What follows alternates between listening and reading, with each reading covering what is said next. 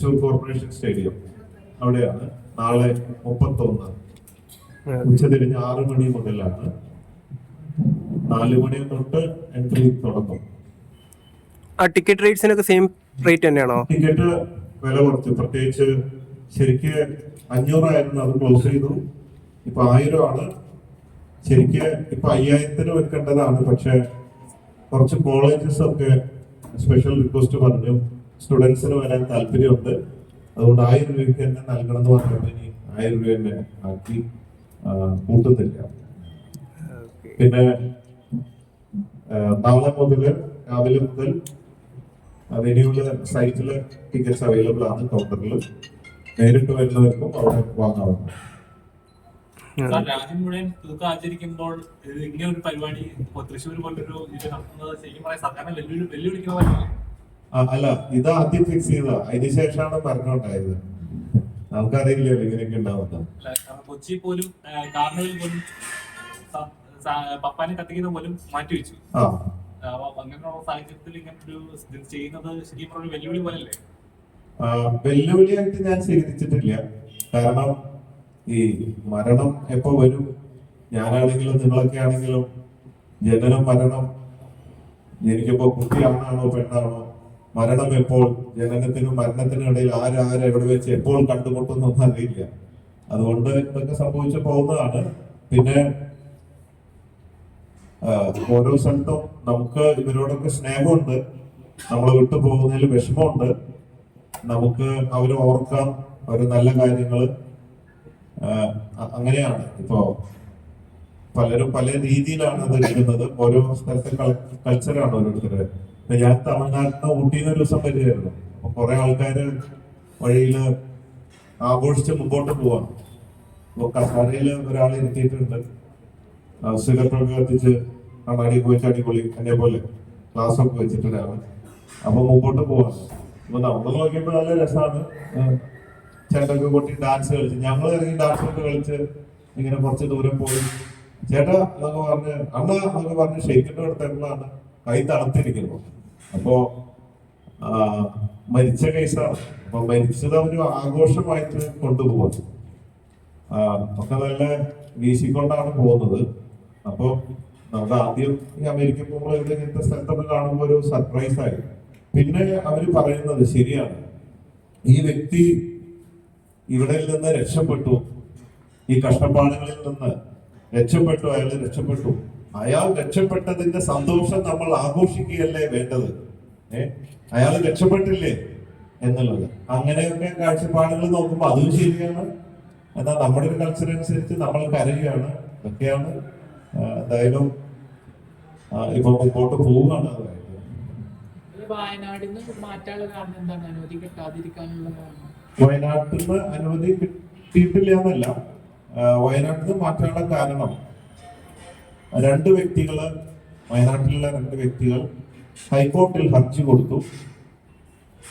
വയനാട്ടിൽ ഇങ്ങനെ മരണം പ്രശ്നങ്ങളൊക്കെ നടന്നിരിക്കുന്ന ഈ സമയത്ത് ഇവിടെ ഒരു ആഘോഷം നടത്താമോ, ഇവർക്ക് നടത്താൻ പെർമിഷൻ ഉണ്ടോ എന്ന് ചോദിച്ചിട്ടാണ് അവർ കൊടുത്തത്. പക്ഷെ അവര് ബുദ്ധിപൂർവ്വം കൊടുത്തത് അവസാന സമയത്ത് കൊണ്ട് കൊടുത്തു. അപ്പോ കോടതി സ്റ്റേ ചെയ്തിട്ടില്ല. കോടതി പറഞ്ഞു നടത്തണോണ്ട് വിരോധമില്ല, പക്ഷെ വയനാട്ടിനെ സംബന്ധിച്ച് കളക്ടറുടെ പെർമിഷൻ എടുത്തിട്ട് നടത്താം. അതാണ് ഇപ്പോഴത്തെ അവിടുത്തെ ഒരു രീതി. വയനാടിനെ സംബന്ധിച്ച് ഒരു കമ്മിറ്റി ഉണ്ട്. അപ്പൊ കമ്മിറ്റി പോയി കഴിഞ്ഞപ്പോ ആ പെർമിഷൻ കിട്ടാൻ കുറച്ച് ദിവസങ്ങൾ എടുക്കും. അപ്പൊ അത്രയും ദിവസം മതിയാവില്ല പെർമിഷൻ. അവർ സ്ഥലം വന്ന് ഇൻസ്പെക്ട് ചെയ്ത് ഒക്കെ ചെയ്തിട്ട് വേണം എല്ലാ സൗകര്യങ്ങളും ഉണ്ടോ, സേഫ് ആണോ എന്നൊക്കെ നോക്കിയിട്ട്. അപ്പൊ അതിന് എന്തായാലും മിനിമം ഒരു ആഴ്ച മിനിമം എടുക്കും. ആ സമയത്തിനുള്ളിൽ അപ്പോഴേക്കുന്നത് തീർന്നു പോകും. അങ്ങനെ ഒരു ലോക്ക് ഇട്ടിട്ട് സമയമൊക്കെ നോക്കി പണി തരാൻ ഉദ്ദേശിക്കുന്നവര് അങ്ങനെയാണല്ലോ, പണി തരാനാണ്. അവസാനം എന്തായി, കളക്ടർവരൊക്കെ പറഞ്ഞു പെർമിഷൻ തരാം എന്ന് പറയുമ്പോഴേക്കും അത് 28-ാം തീയതി കഴിയും പെർമിഷൻ കിട്ടാൻ എന്ന് മനസ്സിലായി വരാം. അപ്പൊ അവസാന നേരത്തെ എന്തെങ്കിലും പറഞ്ഞ് കിട്ടിയില്ലെങ്കിലോ എന്ന് ഓർത്തിട്ട് അത് നേരത്തെ കുട്ടികൾ മാറ്റി റിസ്ക് എടുക്കാറ്. അപ്പൊ പണി തന്നതാണ്, ഞാൻ പണി സ്വീകരിച്ചിരിക്കുന്നു. റിസോർട്ട് ഓണേഴ്സ് എന്നെ വിളിച്ചിട്ട് സങ്കടം പറയാം. കാരണം എല്ലാ റിസോർട്ടും ഫുള്ളായി. അപ്പൊ ബോച്ചയുടെ ഈ സൺബേൺ മാറുന്നു എന്ന് പറഞ്ഞപ്പോ റിസോർട്ട് ക്യാൻസലേഷൻസ് വന്നു. അപ്പൊ ബോച്ച എങ്ങനെയെങ്കിലും നടത്താൻ പറ്റും, ഞാൻ പറഞ്ഞു ഞാൻ എന്ത് ചെയ്യാന്നുള്ളത്. അതുപോലെ കഴിഞ്ഞ പ്രാവശ്യം അവിടെ നടത്തി കഴിഞ്ഞപ്പോ ഒരുപാട് പേര് വന്നിട്ട് മേപ്പാടി അവിടെ വയനാട്ടിലും ഓൾമോസ്റ്റ് ആ ഏരിയയിലുള്ള എല്ലാ കടകളിലും മിനറൽ വാട്ടർ പോലെ തീർന്നു പോയി. എന്നോട് വന്ന് നന്ദി പറഞ്ഞു. ഒരു മാസത്തെ കച്ചവടം ഞങ്ങൾക്ക് കിട്ടി ബോച്ചെ. അത്രയും വലിയ ഉത്സവമായിരുന്നു. അപ്പൊ ടൂറിസം കടക്കാർക്കും വയനാട്ടുകാർക്കും എല്ലാവർക്കും നല്ലൊരു കാര്യമാണ്. പക്ഷെ ഈ രണ്ട് വ്യക്തികൾ അതൊന്നും ചിന്തിക്കുന്നില്ല. പിന്നെ അതിന് മാത്രമല്ല, ഈ പ്രാവശ്യത്തെ നടത്തുന്നത് ഒരു നല്ല ഉദ്ദേശം ഉണ്ടായിരുന്നു.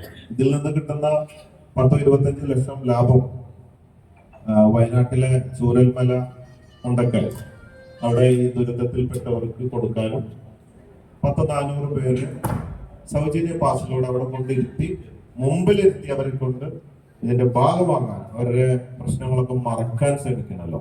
ഒരു മാനസിക ഉല്ലാസം ഇതൊക്കെ കഴിഞ്ഞിരിക്കുമ്പോൾ വീണ്ടും ഒരു ദുഃഖത്തിലാഴ്ത്തല്ല വേണ്ടത്. നമ്മളൊക്കെ മറക്കണം. മറവി മനുഷ്യർക്ക് ഉള്ളതാണ്, അതൊരു സിസ്റ്റമാണ്, പ്രക്രിയ ഉള്ളതാണ്, പാർട്ട് ഓഫ് സയൻസ്. അപ്പൊ അതിലേക്ക് ഒക്കെ കൊണ്ടുവരാൻ നല്ലൊരു ഉദ്ദേശത്തിന് വേണ്ടി 1 രൂപ പോലും ലാഭം എടുക്കാതെ ഞാൻ ചെയ്യാൻ വേണ്ടിയിട്ടാണ് ഇത് പ്ലാൻ ചെയ്തത്. പിന്നെ ഇതൊക്കെ എനിക്കൊരു പാഷനാണ്. ചില ബിസിനസ് ഒക്കെ ഞാൻ ചെയ്യാറുണ്ടെങ്കിലും ചില സംഭവങ്ങളൊന്നും ലാഭനഷ്ടം നോക്കിയിട്ടൊന്നുമല്ല, അങ്ങോട്ട് നടത്തുകയാണ്. കഴിഞ്ഞ പ്രാവശ്യം ഞാൻ നടത്തിയത് ടിക്കറ്റ് ഇല്ലാണ്ട. അപ്പോ 40 ലക്ഷം രൂപ കഴിഞ്ഞ് ചെലവാക്കിയിട്ടാണ് ഞാൻ കഴിഞ്ഞ വരുന്നത്. ഫ്രീ കൊടുക്കണ്ടെന്ന് ചോദിച്ചു. കാരണം ഫ്രീ കൊടുക്കുമ്പോ ബിയോണ്ട് ദ ലിമിറ്റ് ആൾക്കാർ വരിക. ടിക്കറ്റ് വയ്ക്കുമ്പോൾ നമുക്കൊരു 5000 അല്ലെങ്കിൽ അതിനുള്ളിൽ കൺട്രോൾ ചെയ്യാൻ പറ്റും. പിന്നെ ഒരു അബദ്ധം പറ്റിയത് കഴിഞ്ഞ പ്രാവശ്യം ട്രാഫിക് ബ്ലോക്കായി, കുറേ ട്രാഫിക് ബ്ലോക്കായിട്ട് ഒരുപാട് പേര് കുടുങ്ങിപ്പോയി. അപ്പൊ ഇപ്രാവശ്യം എസ്റ്റേറ്റിനകത്ത് ബോച്ചെ 1000 ഏക്കറിൽ 60ഓളം കിലോമീറ്റർ റോഡുണ്ട്. എത്ര ആയിരം വണ്ടി വന്നാലും അതിൻ്റെ ഉള്ളിൽ കയറ്റിയാൽ പാർക്ക് ചെയ്യാം. പക്ഷെ കഴിഞ്ഞ പ്രാവശ്യങ്ങളിൽ ഗേറ്റ് ലോക്ക് ചെയ്തിട്ട് അവർ വിട്ടില്ല. അതുകൊണ്ട് അങ്ങനെ ഒരു ബുദ്ധിമുട്ടുണ്ടായി. അപ്പൊ അത് രണ്ടും കറക്റ്റ് ചെയ്തിട്ട് ഇപ്രാവശ്യമൊക്കെ വെൽ പ്ലാൻഡ് ആയിരുന്നു. ഇല്ല, അപ്പൊ അവസാനം പെർമിഷൻ ഒക്കെ കിട്ടാതായി, എല്ലാം ആയി. പക്ഷെ അപ്പോഴേക്കും നമ്മൾ ഇങ്ങോട്ട് മാറ്റുകയാണ്. ആദ്യമായിട്ടാണ് സൺബേൺ പോലത്തെ ഒരു ഇവന്റ് നടക്കുന്നത്. കാരണം സൺബേൺ പോലുള്ള ഇവന്റ് നോർമലി എല്ലാവരും പ്രിഫർ ചെയ്യുന്ന കൊച്ചിയാണ്. കാരണം എല്ലാ ടൂറിസ്റ്റ് പ്ലേസും കൂടുതലും എത്തുന്ന സ്ഥലമാണ്. ഞാൻ ആക്ച്വലി ബാംഗ്ലൂരാണ് പ്ലാൻ ചെയ്തത്. കാരണം ബാംഗ്ലൂർ എനിക്ക് ബോച്ചെ ക്ലബ്ബ്, റെസ്റ്റോറന്റ്, പിന്നെ ബോച്ചെ ഡിസ്കോത്തിക്ക്, പിന്നെ ബ്രൂവറി, ബീറൊക്കെ ഉണ്ടാക്കുന്നുണ്ട്. നമ്മള് അവിടെ നടത്താമെന്ന് വെച്ചാൽ അങ്ങനത്തെ ഒരു സിറ്റി ആണ് ഇതിന് വേണ്ടത്. പിന്നെ ഞാൻ ആലോചിച്ചു വയനാടിന്റെ ഇപ്പോഴത്തെ ഒരു സിറ്റുവേഷൻ, വയനാട് ടൂറിസം ഒന്ന് പൊക്കിക്കൊണ്ടുവരണം. പിന്നെ എന്റെ 1000 ഏക്കർ അവിടെ ഉണ്ട്, മറ്റുള്ളവർക്ക് എല്ലാവർക്കും കൂടാണല്ലോ. ഇത് വലിയൊരു സിറ്റുവേഷൻ അല്ലേ. മറ്റുള്ളവർക്കൊക്കെ ഒരുപാട് ഓപ്ഷൻസ് ഇല്ലേ. വയനാട്ടിന് വേറെ വലിയൊരു സംഭവം ഇല്ല. അപ്പൊ അവർക്ക് വലിയൊരു കാര്യവും, പിന്നെ ഗസ്റ്റുകളൊക്കെ അങ്ങോട്ട് വരുമല്ലോ എന്നോർത്തിട്ടാണ് അത് വയനാട്ടിലേക്ക് കൊണ്ടുവരാൻ ശ്രമിച്ചത്.